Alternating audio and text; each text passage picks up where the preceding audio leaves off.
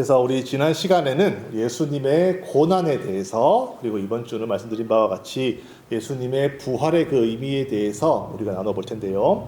고난 자체는, 예수님의 고난 자체는 그 내용이 아주 무거워서 그렇지, 예수님께서 이 땅에 오셔서 십자가 달려 죽으셨다라는 그 사실을 인정하고 받아들이는 데에는 사실 그렇게 큰 믿음이 필요가 없어요. 왜냐하면 역사적인 사실이기도 하고.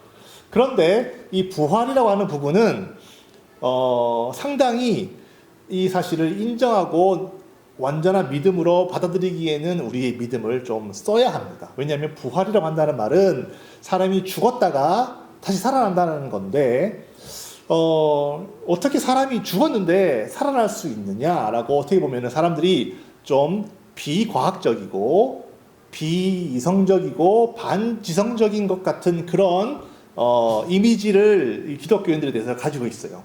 죽은 사람이 어떻게 부활할 수 있느냐, 그거를 어떻게 믿느냐라고 사람들이 그렇게 비난하기도 하고, 저 또한도 예수 믿기 전에는 상당히 이거를 가지고 이렇게 무식한 기독교인들이라고 놀리고 다녔던 그런 사람이었어요.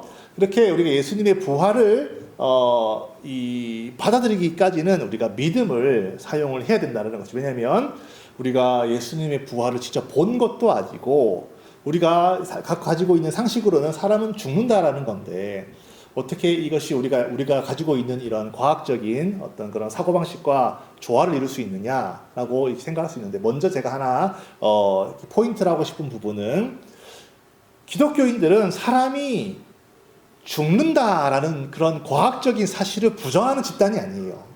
만약에 누군가가 우리에게 너 사람이 죽는다는 걸, 그런 과학적인 사실을 부정하냐라고 물어본다면 우리는 그거를 부정하는 집단이 아니에요. 그렇죠? 성경도 사람은 누구나 다 죽는다라고 말을 하고 있어요. 그러니까 우리는, 기독교인들은, 성경을 믿는 우리들은 충분히 이성적인 사람들인 거예요. 하나님이 말씀도 하셨지만은 우리 경험적으로도 사람이 죽는다라는 사실은 절대 우리는 그걸 부정하는 것이 아니에요. 그러나 우리가 성경을 통해 믿는 부분은 죽는다라고 하는 과학적인 사실 뒤에 세상이 있고, 죽음 뒤에 반드시 부활이라고 하는 어떤 그런 상태가 분명히 우리 안에 있다는 사실을 우리가 믿는 거예요. 그러니까 과학과 전혀 배치가 되거나 과학과 전혀 대비가 되는 개념이 아니에요. 과학을 우리는 사랑합니다. 그죠? 이성을 우리는 사랑합니다. 그렇죠. 사람은 죽습니다. 거기까지가 과학이 할 일이에요. 과학 이후에 일어나는 영적인 일에 대해서 성경은 말하고 있는 것입니다. 그러므로 우리는 비이성적인 존재가 아니라는 거예요. 분명히 사람의 머리를 쓰고 충분히 우리가 인정할 수 있습니다. 죽음은 있지만 죽음 뒤에 부활이 있다는 사실이지요. 그래서 이 부활이라고 하는 것은, 그런데 혹자들은 죽은 사람이 살아난다 정도로 생각을 하고 있어요. 그러나 성경에서 말하고 있는 부활, 예수님의 부활, 그리고 여러분과 제가 겪게 될 그 부활은 죽었다가 다시 살아나는 정도의 부활이 아니에요. 그런 부활은 나사로라든지 야이로의 딸이라든지 이런 사람들이 죽었다가 소생, 다시 살아나는 그런 거 정도로 생각하는데, 이렇게 야이로의 딸도 살아나고 나사로도 살아났지만 결국에 또 죽습니다. 또 죽어요. 그런 부활을 말하는 것이 아니라, 성경에서 잘 알고 계시겠지만 성경에서 말하고 있는 예수님의 부활, 그리고 여러분과 제가 겪게 될 부활은 이것입니다. 일단은 우리가 육체와 영혼이 분리가 되는 경험을 합니다. 육체와 영혼이 분리가 돼서 우리가 입고 있는 이 육체, 이거는 당연히 흙으로 돌아갑니다. 그리고 우리의 영혼은 낙원에 가서 편안하게 쉬고 있다가, 이건 제 얘기가 아니고 성경이 말하고 있는 것이죠. 주님이 다시 오실 때에 우리의 영혼이 호련히 변화되어 새로운 육체를 입는다라고 성경은 말하고 있어요. 이게 부활이에요. 그러니까 죽었다가 그 죽은 몸이 살아나는 것이 아니라 우리의 영혼이 호련히 변화되어 새로운 육체를 입고 육체를 가지고 새하늘과 새 땅에 들어가는 것입니다. 그 육체는 완전히 새로운 형태의 육체, 모습이 바뀌었다기보다는, 하여튼 뭐가 말로 설명하기는 애매하지만 그런 부활체의 모습으로, 하지만 우리가 발을 땅에 딛고 뼈와 살이 있고 먹을 것을 먹을 수 있고 들을 수 있고 볼 수 있는, 만질 수 있는 그런 존재로 변화돼서 천국으로 들어간다는 거예요. 이게 바로 우리가 바라고 믿는 부활이에요. 그러니까 천국이라면은 뭐 영이 해가지고 그냥 하늘에 존재하는 것이 아니고 진짜 육체를 입고 먹을 수도 있고 마실 수도 있고 만질 수도 있는 그 몸으로 천국에 들어간다는 거예요. 참 믿기 힘들지만 그 부활체의 모습을 예수님께서 보여주셨어요. 그래서 우리가 예수님이 부활하신 것처럼 우리도 그렇게 부활을 하는데 복음서에 자세히 기록이 되어 있어요. 그러니까 만약에 이제 예수님께서 십자가 달려 죽으셔가지고 제자들이 사람들이 무서워가지고 다 꽁꽁 숨어가지고 문을 걸어 잠궜는데도 예수님이 부활하신 예수님은 호련히 그냥 4차원 존재 마냥 그 잠겨있는 문을 열지도 않고 쑥 이렇게 들어오실 수도 있고, 그런 것만 보면 마치 귀신 같은데 주님이 나타나셔가지고 보라 귀신은 뼈와 살이 없지만 봐라 나 만져봐 나 뼈와 살이 있다니까 이렇게 만질 수 있는, 분명히 3차원의 어떤 물리 법칙을 넘어서는 존재 같은데도 불구하고 3차원 물리 우리 현재 우리 살고 있는 3차원 공간 속에서 경험할 수 있고 만져볼 수 있는 그런 존재로 뼈와 살이 있고, 또 배고픈데 뭐 먹을 게 생선 좀 가져와 같이 먹기도 하시고, 하여튼 좀 그런 존재가 되셨는데 또 부활을 하셨는데 엠마오로 가는 그 두 제자가 처음에는 예수님을 못 알아봤어요. 참 신기하죠. 제자라고 하는 말은 예수님과 늘 함께 있으면서 예수님도 만나고 이야기도 하고 가까이 존재였는데 처음에는 못 알아보다가 한참 떡을 떼면 자세히 보니까 이분이 예수님이네 라고 알아볼 수 있을 정도로 뭔가 부활 이후에 우리의 모습은 우리의 형체를 좀 가지고 있는 것도 같기도 하지만은 뭔가 알 수 없게 훨씬 더 완전하고 온전한 모습으로. 왜냐하면 보세요, 예수님 같은 경우도 부활하시기 전에 예수님 물론 거룩하신 분이죠. 말씀이 육체가 되셨으니까 거룩한 육체기는 하나 이 땅에 사시면서 배고픔도 겪으시고 먼지가 또 이렇게 막 수염 나면 뭐 여기 먼지도 끼고 땀도 꼬질꼬질하고 하여튼 그런 모습이셨을 거예요 본명이. 그러니까 그런 모습에 익숙했던 이 인간들이 제자들이 부활하셔서 완전히 이제 새로운 몸을 이제 본래 그분의 신성을 회복하신 그 육체로 딱 보니까 잘 못 알아보는 거예요 처음에는. 그 자세히 보니까 예수님이 맞네 이렇게 되는 것처럼 우리도 이제는 우리 보고 있는 이 육체는요, 하나님이 제 생각이지만은 하나님이 창조하셨을 때 그 모습 그대로의 그 모습을 반영하고 있지는 않아요. 예를 들자면은 만약에 저 같은 경우도 이제 비염이 있어요. 알러지 비염이 있어가지고 항상 저는 입을 열고 살았어요. 왜냐면 코가 제 기능을 못해. 이 코가 이렇게 크고 멋있지만은 사실 제 기능을 못하는 거예요. 그래가지고 이 코로 숨을 쉴 수가 없어요. 저는 어렸을 때부터. 지금은 좀 많이 괜찮았지만, 그러니까 항상 입을 열고 숨을 쉬니까 어떻게 되느냐? 사람이 얼굴이 바뀝니다. 입을 열고 입으로 계속 숨을 쉬면요, 이 사람들의 말에 따르면은 얼굴이 길어진대요. 얼굴이. 그러니까 좀 이상하게 바뀌었겠죠. 원래 제 모습이 이렇게 생기지 않았는데 좀 이렇게 코가 막히고 병이 있고 잘 못 먹고 햇빛도 쬐고 먼지도 쐬고 하여튼 여러 가지 어떤 그런 것들로 인해서 완전한 모습은 아니겠지만 저는 기대하는 것은 부활 이후에 영원히 내가 가지고 있을 나의 몸은 정말 아름답기를, 여러분 정말 잘생기고 예쁘고 아시지 않습니까? 예쁘고 잘생긴 사람이 이 땅에서 얼마나 대접받습니까? 가만히 있어도 사람들이 막 좋아하고 가만히 있어도 사람들이 막 쫓아온다는 거예요. 그런데 그 육체는 안타깝게도 겨우 길어봐야 60년, 50년. 왜냐면 늙어지면 다 모습이 다 비슷비슷해져요. 보글보글 파마가 되고 쭈그럭 이렇게 해가지고 그 짧은 순간을 우리가 사는데도 멋있고 아름답기를 원하는데, 자 이제 부활을 해서 영원한 육체를 입고 내가 영원히 산다 생각해 보세요. 쭈글쭈글하게 살기를 원하십니까? 날씬한 몸매를 원하십니까? 우리가 원하는 건 당연하다는 거예요. 하나님이 우리에게 준 선물은 영생이라는 거예요. 이렇게 이 부활체의 모습에 관해서 예수님께서 자세히 말씀해 주셨는데, 우리가 잘 알고 있어요. 예수님께서는 부활하셨다. 여러분들은 아마도 예수님께서 부활하셨다라는 사실에 대해서 부정할 사람 없을 거예요. 당연히 이것은 믿는 것이죠. 크리스천이니까. 뿐만 아니라 제가 생각하기엔 여러분들 정도가 되면은 예수님이 부활하신 것은 고린도전서 15장 20절에도 말씀을 한 것처럼 그리스도께서 죽은 자 가운데서 다시 살아나사 잠자는 자들의 첫 열매라는 사실도 여러분과 저는 믿고 있어요. 그러니까 첫 열매라는 것이 무슨 말이냐? 바로 두 번째 열매, 세 번째 열매, 즉 처음으로 부활하신 것이고 예수님의 부활을 따라서 여러분과 저가 다 똑같이 그와 같이 부활하게 될 것이라는 것 자체를 다 믿으신다는 거예요. 그 사실 자체에 대해서는 의심하지 않는다고 저는 생각을 해요. 오늘의 말씀의 포인트는 그런 부활이 사실상 하나님이 우리에게 준 큰 선물이라는 거예요. 하나님이 우리에게 준 가장 큰 선물이라는 것. 이게 선물은 받으면 기쁘잖아요. 부활, 영생 알고는 있습니다. 머릿속으로 알고 있어요.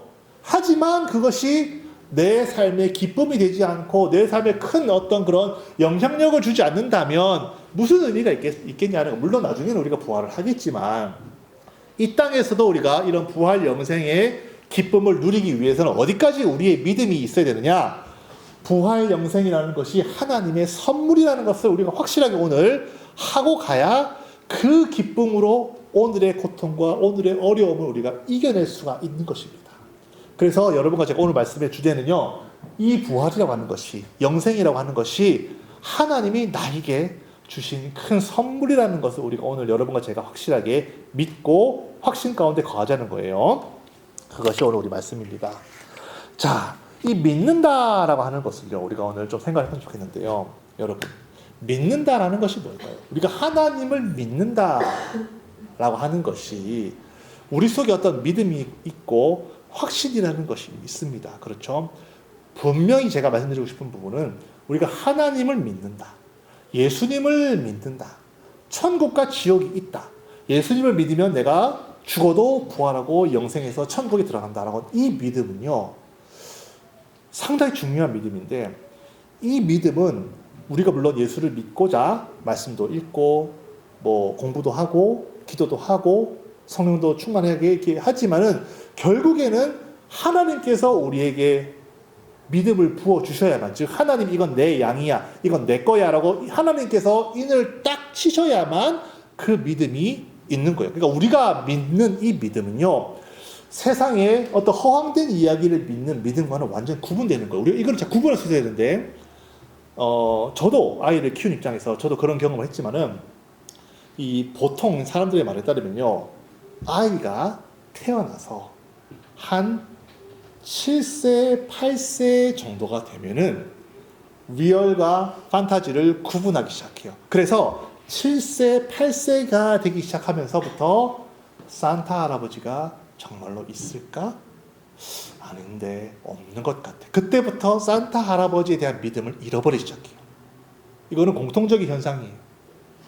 그런데 신기한 건요, 7세, 8세 때부터 아이들이 하나님께 대한 믿음을 갖기 시작해요. 이게 참 신기하죠.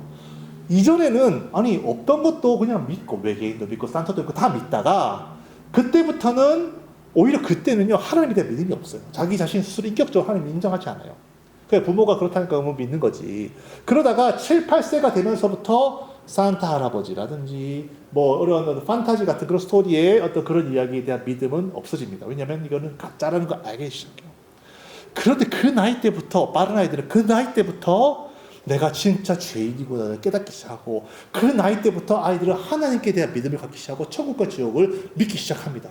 왜냐하면 우리가 갖고 있는 이 믿음과 산타 할아버지, 외계인, 뭐 초고대 문명 이런 것을 믿는 믿음과 완전 다른 믿음이라는 거예요. 제가 말씀드리고 싶은 부분이, 우리가 부활을 믿는 믿음, 영생을 갖는 이 믿음은요, 우리가 가지기 위해서 성경도 읽고 기도도 해야 되겠지만, 분명한 것은 이 믿음은요, 내가 인격적으로 좀 나를 인지하기 시작하면서, 그러니까 내 인격이 생기기 시작하면서 하나님과 내가 인격적으로 만나기 시작할 때부터 믿음이 생기는 거예요. 그러니까 이 믿음은 하나님께 주시는 거라는 거예요.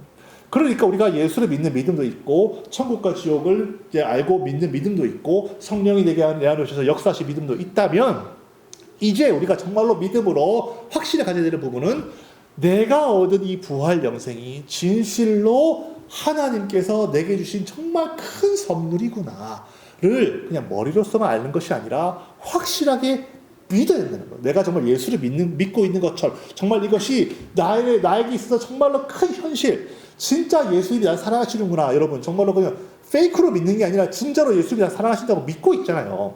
그런 것처럼 내가 부활해서 영생해서 저 새하늘과 새 땅에 들어가서 내가 영원히 하나님과 산다는 이것이 정말로 그냥 막연한 미래의 얘기가 아니라 진짜 내 안에 큰 확신으로 다가와서 내가 이렇게 큰 선물을 받고 내가 살고 있구나라는 이런 기쁨이 내 안에 있는 사람은 좀 이 세상 가운데 좀 어려움이 있고 찌그락찌그락 괴로운 일들이 생긴다 하더라도 엄청나게 큰 선물이 지금 내 안에 있기 때문에 이런 것들에 크게 괴로움이 없어요. 이건 뭐 제가 약간 우스갯소리로 하는 이야기했지만 저는 어렸을 적에 집에 이제 하루는 컴퓨터 게임을 큰 돈 주고 샀어요.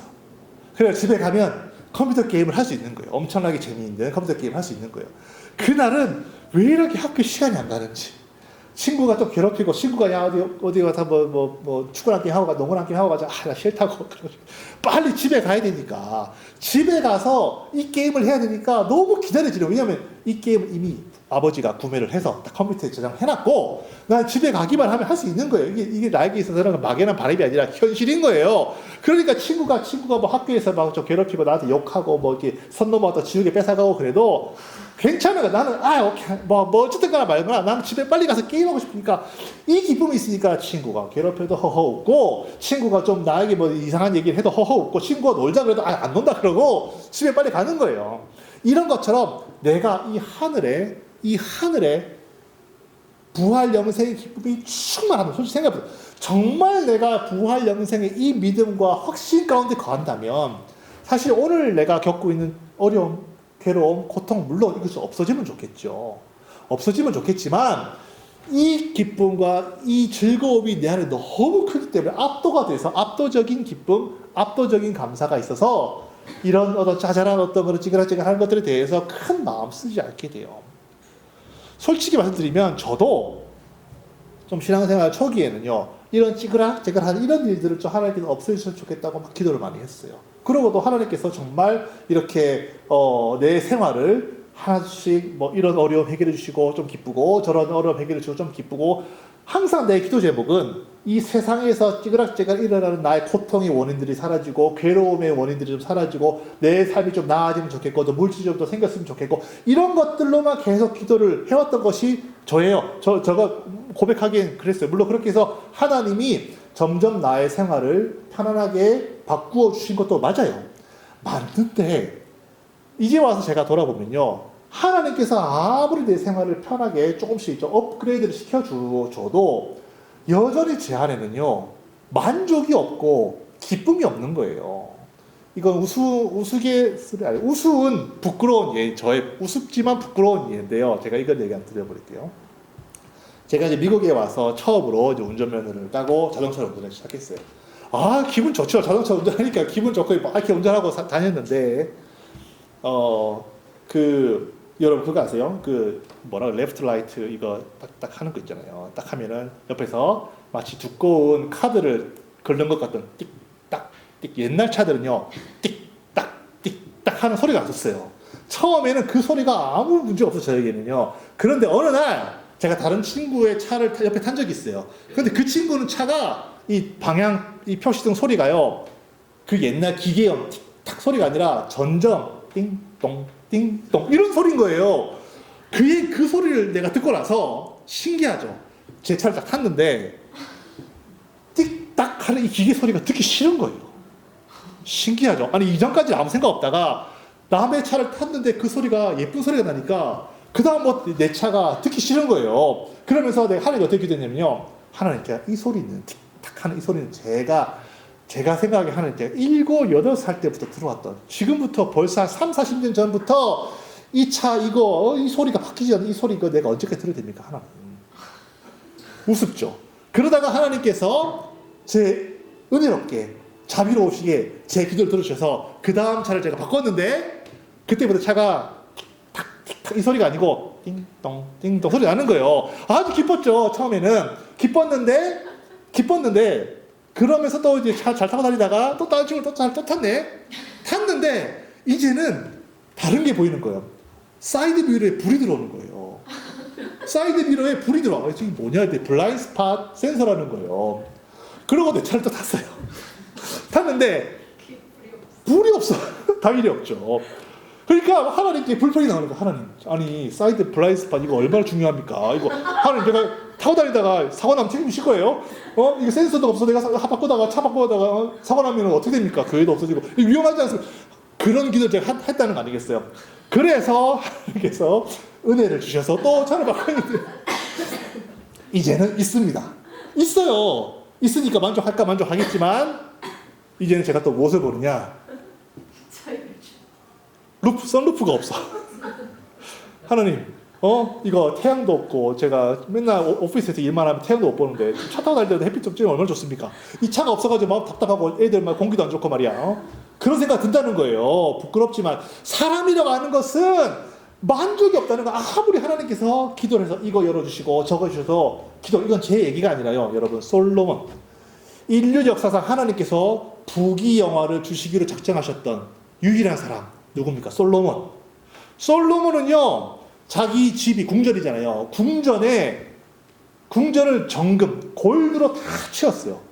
은, 실버 따위는 헌해서 쓰지도 않고 온 궁전을 다 금으로 채우고 부인만 1000명이에요. 세상에 1000명. 뭐 우리 여성 동지들은 잘 모르겠지만 부인이 1000명이다. 세상에. 그러고 성경에 솔로몬이 하루에 얼마를 먹었느냐 성경에 기록이 돼 있어요. 우리 볼까요? 자, 열왕기상에 잘 기록해놨어요. 자, 보세요. 솔로몬의 하루 음식물은 하면서 가는 밀가루가 30고루, 이제 고루를 제가 나중에 설명해 드릴게요. 굵은 밀가루 60고루, 자세하게 중력분, 강력분 이렇게 잘 해놨죠. 가는 밀가루 30고루, 굵은 밀가루 60고루. 살찐소, 그러니까 팻이 많다는 거, 팻이 많으니까 여러분 삼겹살 먹어보면 아시겠지만 팻이 많으면 맛이 좋잖아요. 그러니까 살찐소가 10마리, 하루 음식물. 살찐 팻 많은 소가 10마리요. 초장에서는 뛰어다니니까 근육이 많겠죠. 그러니까 좀 요리를 해도 팻이 많은 비프가 있고 좀 이렇게 좀 프로틴이 많은 비프를 이렇게 적절히 섞어가지고 요리를 이렇게 되고, 살찐 소가 10마리, 초장의 소가 20마리요. 양이 100마리며 그 외에 수사슴과 노루와 암사슴과 살찐 새들이었더라. 아니 밀가루를 다 빼놓더라도 여러분, 소가 하루 먹는데 30마리로 요리를 했다는 거 아니겠어요? 그러면은 요리사가 얼마나 요리를 많이 만들었을까 상상을 해보세요. 30마리 요리를 하루 동안 만들어가지고 막 뷔페처럼 막 해놓은 거예요. 그러면 솔로몬을 쭉 가면서 보다가 이거 맛있겠네 좀 맛없어 뱉어버리고 가다가 좀 먹다가 맛있네 그거 삼키고 이렇게 다 한 조금씩 이렇게 먹어보고 괜찮네요 됐으니까 뭐 니들 먹어라 이러면은 이제 신하들이 와서 아이고 감사합니다. 신하들 와서 먹고 처첩들이 또 먹은 게 1000명 됐으니까 먹었겠죠. 같이 먹고 먹다가 또 오후가 돼 런치가 됐어. 그럼 걸어다니면서 또 이거 했네 좀 다르네 좀 팻이 너무 많아 이러면서 뭐 좀 짜게 해 이거 백주부 좀 짜게 해 이러면 먹고 이렇게 먹고 살았다는 거 아니겠어요? 솔로몬이가 이렇게 끝간데 없이 찾는데 솔로몬이 뭐라고 했습니까? 전도서에 다 겪어보고 나서 헛되지 모든 게 헛되도다. 야, 이 솔로몬 너는 그런 얘기하면 안 되지. 야, 너는 그렇게 얘기하면 안 되지. 아니 겪을 거 다 겪어보고 먹을 거 다 먹어보고 누릴 거 다 누려봤는데 채워지지 않는 인간의 마음이 그렇다는 거예요. 채워지지 않아. 우리는 로또를 걸려도 인간의 마음은 채워지지 않아요. 인간의 이 영혼은 그 무엇으로도 채울 수가 없어요. 부어도 채워도 솔로몬처럼 채워서 양이 100마리, 소를 30마리 하루에 다 소비를 해도 채워지지 않는 것이 인간의 마음이에요. 그렇기 때문에 하나님께서 인간의 마음을 영원토록 무한하게 끝단데 없이 채워줄 수 있게 하기 위해서 하나님이 우리에게 영생을 주셨어요. 이 영생만이 우리 인간을 영원토록 채워주는 것입니다. 솔로몬의 이 부귀영화는요, 예수님이 십자가에 달려 죽지 않아도 누릴 수 있는 것들이에요. 하지만 여러분과 제가 얻은 이 영생은 하나님의 아들이 이 땅에 오셔서 그 피와 살을 다 찢고 죽어야만 줄 수 있는 선물이라는 거예요. 그러니까 여러분은 이미 이 솔로몬이 얻은 영광과 부귀보다도 훨씬 더 큰 선물을 이미 받지 않은 거예요. 문제는 내가 받았어도 받았었나? 잘 모르겠는데, 안 느껴지는데 라고 있으니까 삶이 어렵고 괜찮고 띡딱하는 이런 거에 매달려가지고 막 기도한다는 거예요. 우리는 이제는 눈을 돌려서 하나님이 내게 베푸신 가장 큰 선물, 이미 우리에게 주신 부활 영생, 이것이 실제로 다가올 수 있도록 기도합시다. 저도 그렇게 기도하고 있어요. 그래서 부활 영생이 정말 실제라고 생각하는 사람들은요, 내가 부활해서 영생에 들어갔을 때 무엇 하며 살지를 생각합니다. 어떻게 내가 그 삶을 아름답게 더 즐겁게 살 수 있을까? 버킷리스트 작성하듯이 내가 그날 부활해서 새하늘과 새 땅에 이르게 되면 거기서 무엇을 하며 누구를 만나며 어떤 이야기를 할까? 그런 상상을, 저는 한 번씩 그런 상상을 합니다. 인류 역사에 있는 모든 미스테리한 사건들 제가 다 들여보고 싶어요. 사건 파일 있지 않겠어요? 천국 가면은. 왜냐하면 하나님 모르시는 것이 없으니까.